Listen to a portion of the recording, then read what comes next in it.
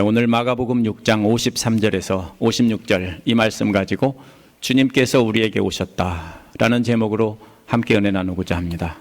예수님께서 5,000명을 먹이신 기적을 보여주신 것은 예수님 자신이 광야에서 이스라엘 백성을 만나와 메추라기로 먹이던 그 하나님이다, 그분이다라는 것을 보여주신 겁니다.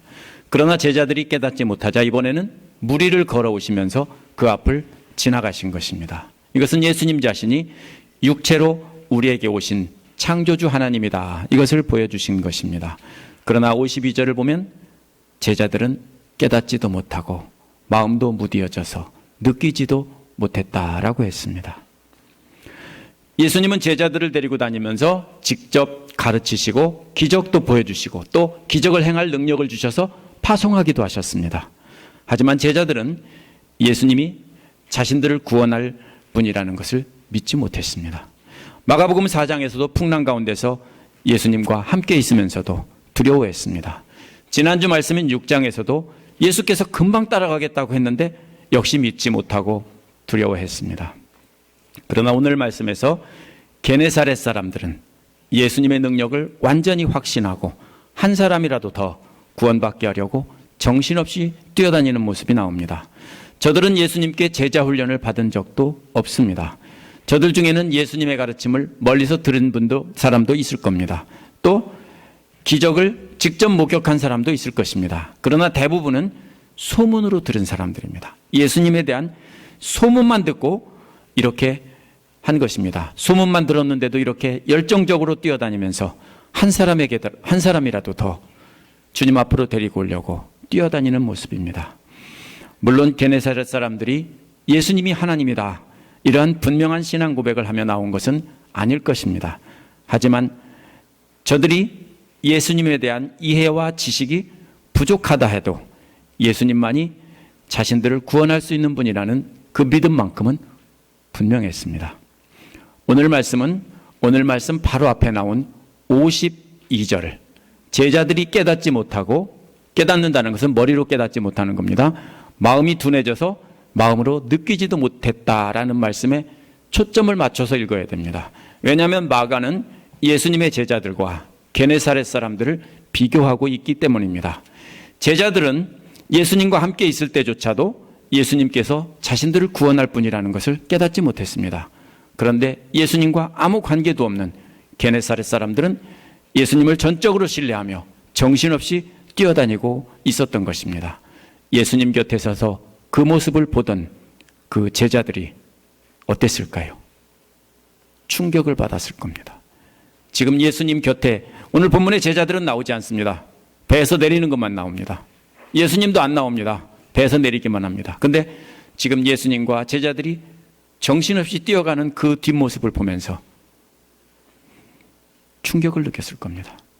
게네사렛 사람들은 믿음은 제자들 믿음과 이렇게 비교해 보면서 오늘 우리 이 말씀을 통해서 우리도 제자들이 느꼈던 그 충격을 느끼기를 원합니다. 제자들이 게네사렛 사람들의 뒷모습을 보며 충격을 받았던, 도전을 받았던 그 마음을 우리도 이 시간 느끼기를 원합니다. 그래서 그래야만 오늘 말씀이 우리에게 말하려고 하는 것을 우리도 느끼고 깨달을 수 있습니다. 첫 번째로 달리는 게네사렛 사람들이 53절에서 55절 앞부분에 나옵니다. 예수님과 제자들은 갈릴리 바다를 건너서 게네사렛 땅에 도착했습니다. 거기서 닻을 내렸습니다. 원래는 벳세다 방향으로 가려고 했는데 바람 때문에 게네사렛까지 떠내려온 것입니다. 예수님과 제자들이 배에서 내리니 사람들은 곧 예수님을 알아보았다 했습니다. 내리니라는 말은요, 내리자마자라고 번역해야 옳습니다. 예수님 일행이 배에서 내리자마자 즉시 사람들이 알아보았다라는 것입니다. 누구를 알아봤습니까? 예수님을 알아봤다고 했습니다. 33절에도 역시 사람들이 알아봤습니다. 그런데 33절에서는 사람들은 예수님보다는 제자들을 알아보았습니다. 왜냐하면 사람들이 그들을 알아보았다 이렇게 말했기 때문에 제자들을 알아본 것입니다. 바로 앞에서 12제자들이 사방으로 흩어져서 복음을 전하고 기적을 행했기 때문에 그 제자들을 알아본 것입니다. 그러나 55절에서 게네사렛 사람들은 예수님을 알아보았다 그랬습니다. 왜냐하면 제자들을 보고 몰려든 무리들이 제자들이 전한 말씀과 그 행한 능력의 근원이 예수님이라는 것을 알았기 때문입니다. 오병이어의 기적 바로 앞에서 제자들 때문에 모였을 겁니다. 오병이어의 기적 5천 명은 제자들이 흩어져서 전했기 때문에. 근데 그 모인 사람들이 확인한 게 뭡니까? 아, 원조가 바로 저분이구나. 이것을 깨달았기 때문에 이번에는 뭡니까? 예수님을 알아보았다라고 한 것입니다. 그래서 33절과는 달리 55절에서 게네사렛 사람들은 그들을 알아보았다라고 하지 않고 예수님을 알아보았다 이렇게 한 것입니다. 예수님에 대한 믿음에 있어서는 예수님을 알아본 제자들과 예수님을 알아보지 못하고 있는 예수님을 알아본 게네사렛 사람들과 예수님을 알아보지 못한 제자들 사이에 정말 큰 차이가 있다는 것을 알아야 됩니다. 예수님에 대해 배우고 알 기회는 제자들이 훨씬 많았습니다. 예수님은 먼저 4명의 제자를 부르시고 회당의 악한 영들을 쫓아내시고 시몬의 장모의 열병을 치료해 주셨고 그 말씀의 능력을 보여주셨습니다. 나병 환자도 중풍병 환자도 회당에서 손 마른 사람도 치료해 주셨습니다. 12제자를 뽑은 뒤에도 무리에게 많은 비유로 가르치고 제자들에게는 따로 불러서 비유를 풀어주시면서 특별히 가르치셨습니다. 그런데도 제자들은 풍랑이 있는 바다에서 편안히 주무시고 계신 예수님을 보고도 믿지 못했습니다. 두려워했습니다. 이런 제자들에게 예수님이 뭐라고 했습니까? 왜 아직도 믿음이 없느냐라고 책망을 하셨습니다. 그렇게 많이 보여주고 들려주었는데도 왜 아직도 믿지 못하느냐 그 말입니다. 이어서 거라사 지방의 군대 귀신을 쫓아내는 모습도 보여주셨습니다. 혈루증 여인도 치료해 주셨고 죽은 회당장의 딸도 살려주셨습니다. 게다가 예수님은 제자들에게 권세를 주셔서 파송해서 예수님과 똑같은 능력을 행하는 것도 이렇게 할 수 있게 해주셨습니다. 5천 명을 먹이는 기적을 자기 손으로 직접 나눠주면서 자기들이 체험하게 했습니다. 그러나 6장 52절에서 제자들은 빵을 먹이신 기적을 깨닫지 못하고 마음이 무디어져 있었다. 그렇게 했습니다. 이는 단순히 빵 얘기만 하는 게 아니라 앞에서 보여주시고 들려주시고 훈련시켜 주셨는데 그것을 깨닫지 못하고 있었다라는 것을 결론적으로 말하는 것입니다. 제자들은 제가 쭉 장황하게 늘어났지만 이 많은 것을 배우고 직접 배우고 경험했으면서도 아직도 마음이 무뎌져서 깨닫지 못하고 있었다라는 것입니다. 그러나 게네사렛 사람들은 예수님이 배에서 내리자마자 알아보았습니다. 알아보았을 뿐 아니라 저들은 달리기 시작했습니다. 근데 달리는 방법은 33절과는 다릅니다. 33절에서는 함께 달렸다는 뜻인데 예수님과 제자들이 가는 곳을 향해서 우르르 몰려가면서 떼거리로 달려가고 있는 모습입니다. 그러나 오늘 55절에서는 달린다는 말이 다른 말입니다. 이것은 흩어져서 사방으로 두루 흩어져서 달린다는 뜻입니다. 마치 뭡니까? 물에다가 돌을 하나 던지면은 물결이 사방으로 흩어져 나가는 것처럼 그렇게 사방으로 퍼져나가면서 많은 사람들이 쫙 퍼져나가는 모습입니다. 그것이 바로 여기서 달린다는 말입니다. 그래서 이들은 게네사렛 지방 이곳저곳을 두루 달리고 있는 것입니다. 달리는 목적은 예수께서 오셨다라는 소식을 전하기 위해서입니다. 물론 게네사렛 사람들은 예수님이 하나님이라는 것을 분명히 이해하지 못하고 있었을 겁니다. 왜냐하면 한 번도 그것을 배운 적이 없기 때문입니다. 그러나 예수님이 정말로 능력이 많으신 분이고 예수님께 가면은 구원을 받을 수 있다는 사실만큼은 분명히 믿고 있었습니다. 저들은 예수님께 직접 배운 것이 아무것도 없는데도 저들은 예수님을 절대적으로 믿고 있었습니다. 그래서 예수님을 보자마자 사방으로 물결이 퍼지듯 흩어진 것이고 게네사렛 지방을 샅샅이 누비면서 뛰어다니면서 그분이 오셨습니다. 그분이 오셨습니다라고 소리치고 다니는 것입니다. 하지만 마가복음을 처음 듣던 초대교회 성도들은 배웠습니다. 이미 수십 년이 흐른 뒤이기 때문에. 그래서 그들은 마가가 무엇을 말하고 있는지 분명히 알았습니다. 마가와 마가의 성도들은 그분은 하나님이시다. 하나님이 오셨다. 이렇게 속으로 외쳤을 것입니다. 게네사렛 사람들은 제자들보다 예수님을 알 기회는 훨씬 적었습니다. 하지만 예수님에 대한 믿음만큼은 훨씬 컸습니다. 예수님에 대한 분명한 믿음이 있기에 게네사렛 사람들은 모든 지역을 정신없이 두루 다니고 있는 것입니다. 오늘날도 마찬가지입니다.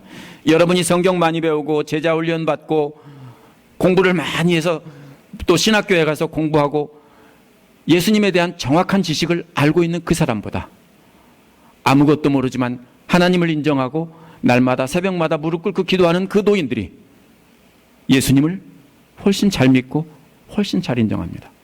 여기서 말하는 게 뭐예요? 지식이 예수님을 믿게 하는 것이 아니라 예수님에 대한 신뢰가, 믿고 의지하는 태도가 믿음을 갖게 한다는 거예요.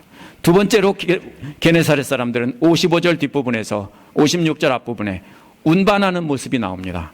게네사렛 사람들이 운반을 하고 있습니다.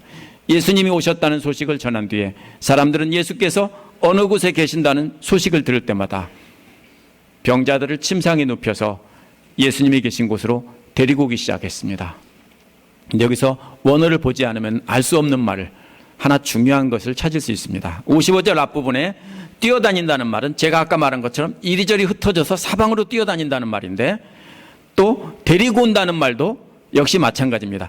이리저리 계속 사방으로 운반한다는 말입니다. 도대체 무슨 소리입니까?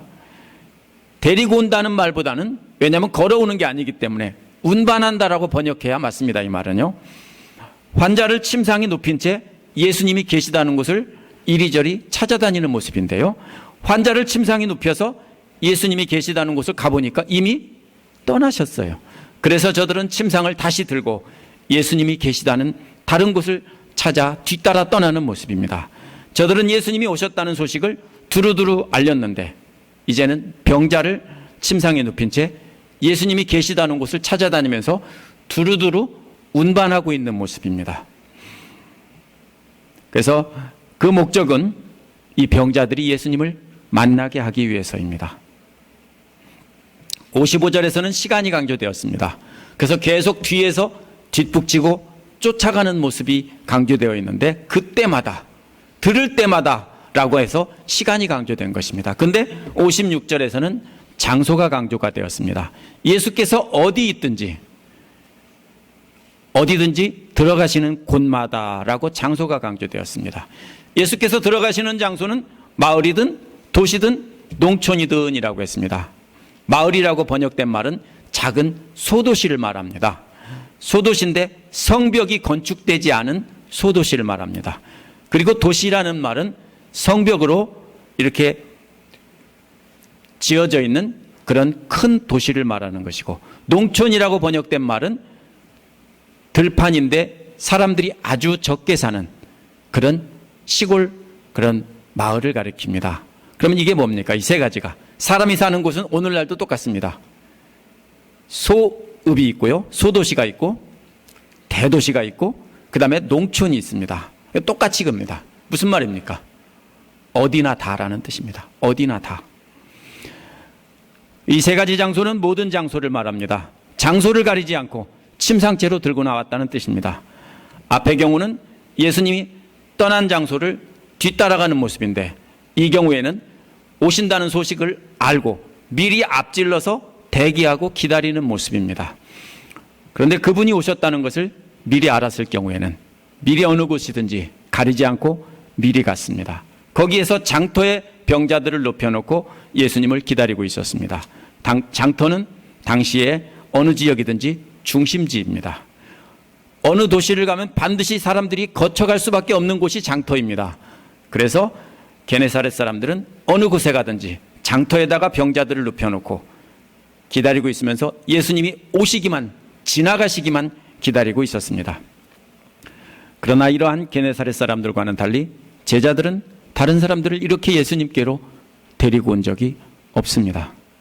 뿐만 아니라 자신들조차도 그 구원의 능력을 믿은 적도 없습니다.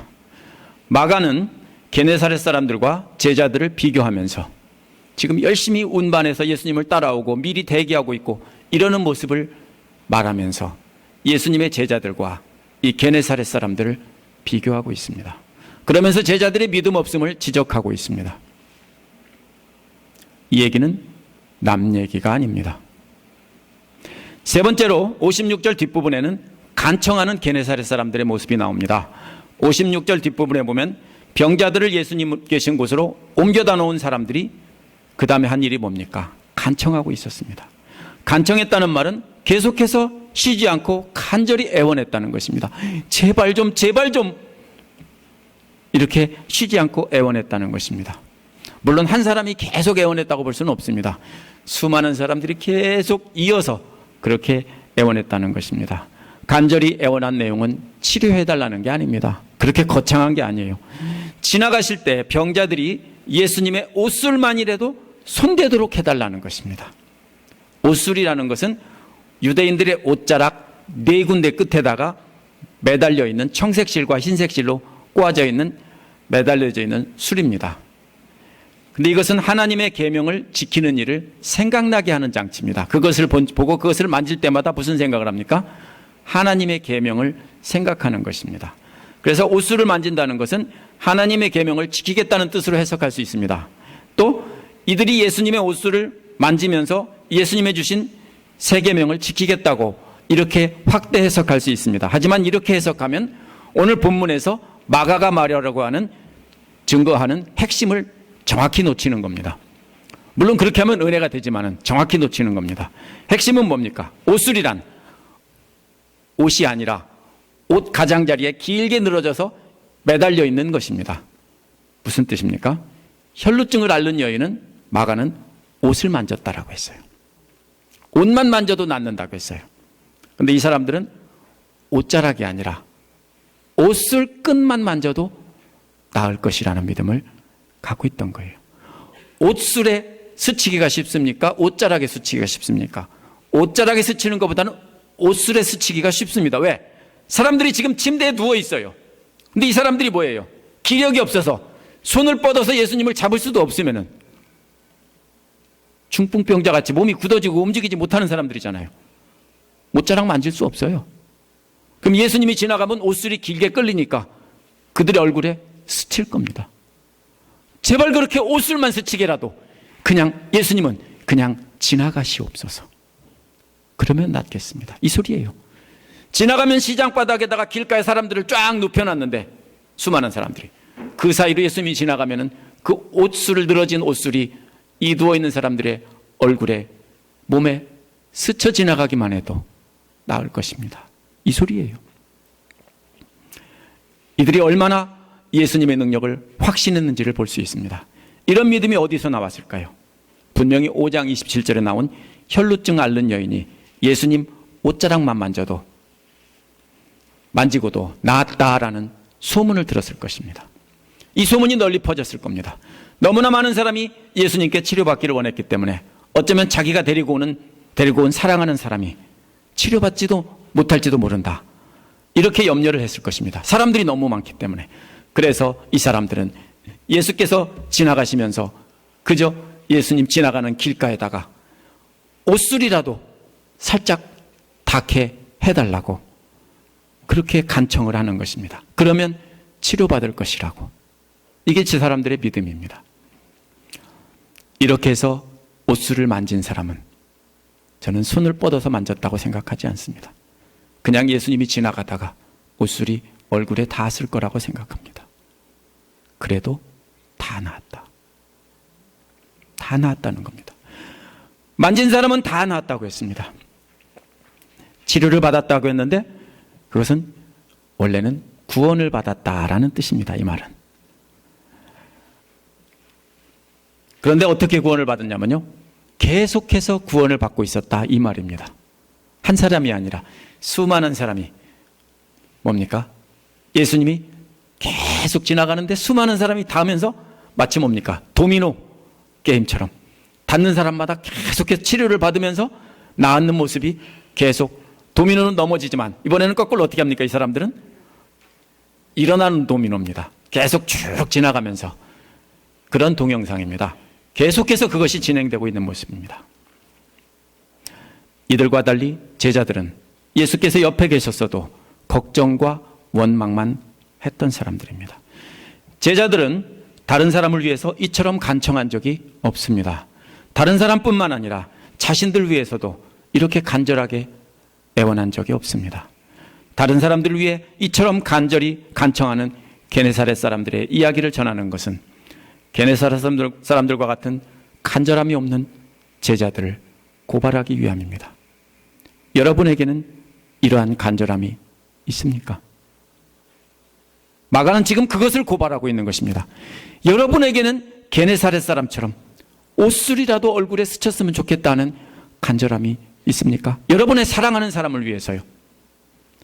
여러분의 사랑하는 남편과 아내를 위해서, 자녀들을 위해서 그렇게 간절한 마음이 있습니까? 오늘 말씀을 정리해 보겠습니다. 예수님과 제자들이 게네사렛에 도착하자마자 사람들은 예수님을 알아보고 예수님이 오셨다 소리치며 미친 듯이 달려다녔습니다. 저들은 예수님의 기적을 목격했거나 소문을 들었을 뿐 예수님께 훈련받은 적이 없는 사람들입니다. 예수님께 말씀으로 따로 조용히 배운 적도 없습니다. 무리를 걸으면서 나는 하나님이다 이런 말씀을 들은 적도 없는 사람입니다. 그런데도 저들은 병자들을 침상에 메고 눕힌 채 운반하면서 예수님이 어디 계신가 쫓아다녔습니다. 어떤 때는 뒤따라다녔고 어떤 때는 앞서서 대기하고 있었습니다.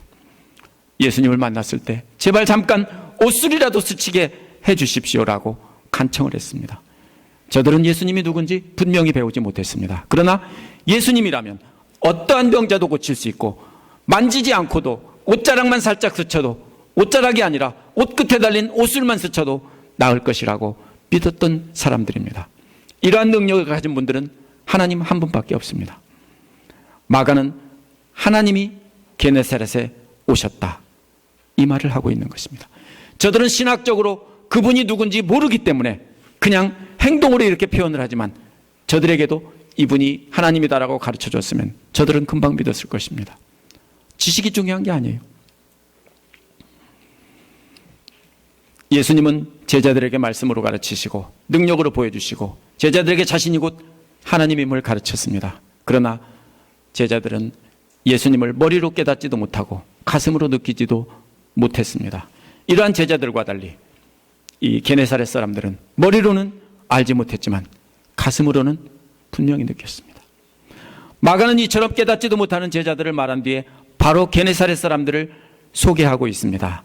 이는 마음에 할례받지 못해 두꺼운 가죽이 덮인 것처럼 무감각한 제자들을 고발하는 것입니다. 하나님께서 자신들과 함께 계신데도 제자들은 깨닫지 못하고 있다는 것입니다. 제자들만 고발하는 겁니까? 아닙니다. 오늘날 우리도 똑같이 고발하고 있는 것입니다. 마가가 게네사렛 사람들을 통해서 증거하려고 하는 것은 예수님이 곧 하나님이시라는 겁니다. 하나님이 오셨다는 것입니다.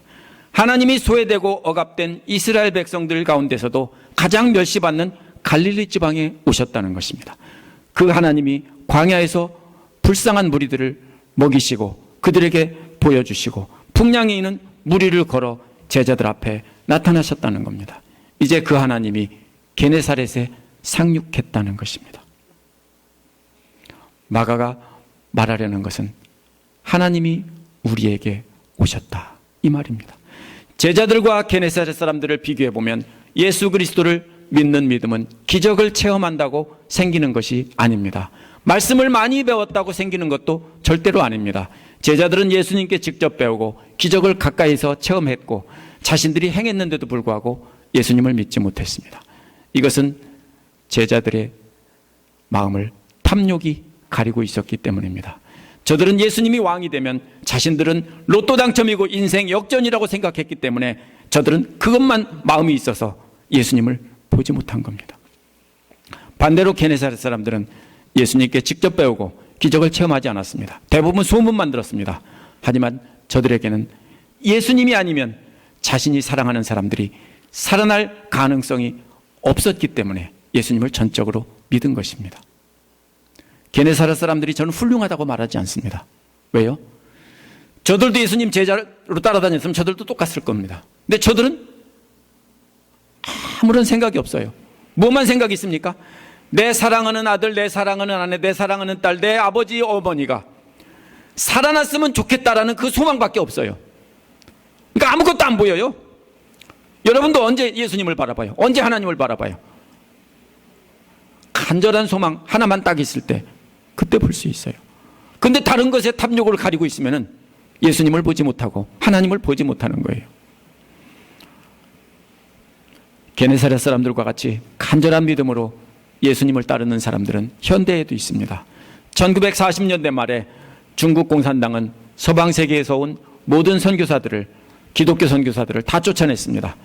66년에 문화대혁명 때 모택동이 지휘하던 홍위병들이 기독교 진자들의 집을 수색하고 성경책, 찬송가, 그 밖의 모든 서적들을 다 불태워버렸습니다. 복음을 전하던 가정교회 지도자들은 체포돼서 강제노동 수용소로 보내졌습니다. 그러다가 3년 1차적인 공세가 끝나자 이제 조금 뜸해지자 바로 성령의 감동을 받은 중국의 성도들이 다시 비밀리 소그룹으로 모이기 시작했습니다. 목회자가 없으니까 평신도 지도자들이 가르치고 기도 모임을 이끌면서 중국의 기독교인들은 도시와 소읍과 농촌 마을로 기독교가 퍼져나갔다고 했습니다. 도시와 소읍과 농촌이라는 말은 제가 쓴 말이 아니라 어떤 선교사님이 쓴 글을 제가 가지고 온 것입니다. 성경과 똑같은 말입니다. 도시와 소읍과 농촌 마을로 퍼져나갔습니다. 중국의 지하교회 교인들도 게네사렛 사람들처럼 그분이 우리에게 오셨다라며 마을과 도시와 농촌의 들판을 누비고 다녔습니다. 서방의 선교사들이 추방을 당한 뒤에 서방의 기독교인들은 중국의 기독교는 끝이 났을 것이다 이렇게 생각했습니다. 그런데 78년 주계장막이 거치고 들어가 보니 49년 말에 70만이던 기독교 인구가 300만으로 늘어나 있었습니다. 실제 역사 이야기입니다. 70만이었는데 300만으로 늘어나 있었다고요. 짧은 기간 동안에. 선교사도 없고 목회자도 없고 성경도 없던 중국의 기독교는 핍박 가운데서 엄청나게 선장을 했습니다. 직접 중국에 가서 선교하는 활동하는 분들의 말을 들으면 외부에서 가르치는 사람이 누가 왔다면 일 끝나고 밤중에 한없이 먼 길을 걸어가서 그 말씀을 듣고 밤새도록 듣고 또 밤이 새도록 걸어서 돌아와서 또 일을 하러 가고 그렇게 한다는 것입니다. 저들은 예수님에 대해 듣고 기도하면서도 찬송소리가 새 나갈까 봐 두려워 숨을 죽여 찬송을 한답니다. 아무것도 없던 중국의 지하교 교인들이 핍박 가운데서 자기들을 찾아오신 하나님을 증거하고 다녔기 때문에 그 핍박 가운데서 70만이 300만이 된 것입니다. 오늘날 우리는 한국이나 미국이나 예수님에 대해 예수님의 제자들보다 훨씬 더 많은 것을 알고 있습니다. 우리는 완성된 신구약 성경책도 갖고 있고 각종 성경 공부에도 참석하고 있고 날마다 말씀을 묵상하기도 하고 제자 훈련을 받기도 합니다. 우리는 풍성하게 가졌습니다. 기도를 통해 놀라운 응답을 체험하기도 합니다. 하지만 예수님에 대해서 분명히 믿고 게네사렛 사람처럼 간절히 의지하지 못하는 분들이 많은 것을 봅니다. 그 차이가 뭡니까? 그 차이는 바로 예수님의 제자들과 게네사렛 사람들의 차이와 같습니다. 제자들의 마음을 가려서 예수님의 누구신지 알지 못하게 했던 것은 제자들의 마음에 있던 탐심입니다. 제자들의 탐심은 예수님이 왕이 되면 자기들은 높은 자리에 앉을 것이다. 이게 딱 꽂혀 있기 때문에 예수님이 별 얘기해도 귀에 안 들어옵니다. 여러분도 똑같아요. 예수님을 나는 이래서 믿는다. 예수 믿으면 잘 되고 복 받는다. 이게 딱 꽂히면은요, 별 얘기를 다 해도 안 들어와요. 그래서 이러한 탐심에 대해 바울은 골로새서 3장 5절에서 그러므로 땅에 있는 지체를 죽이라. 곧 음란과 부정과 사욕과 악한 정욕과 탐심이니 탐심은 곧 우상숭배니라 그랬습니다. 왜? 마음에 다른 것이 가득 차 있으면 하나님을 볼 수 없어요. 우리도 마찬가지입니다. 우리 마음에 있는 땅에 있는 것들에 대한 욕심을 버리지 못하면 우리도 하나님이 우리에게 찾아오셨는데도 하나님을 보지 못합니다. 이미 여러분에게 과거에 하나님이 찾아오셨는데도 여러분은 느끼지도 못하고 깨닫지도 못했을지도 모릅니다. 그래서 신명기 10장 16절에서도 마음에 할례를 행하라 라고 했습니다. 제자들은 마음에 탐심이 가득했기 때문에 그 탐심에 마음이 가려서 무뎌져 있었던 것입니다.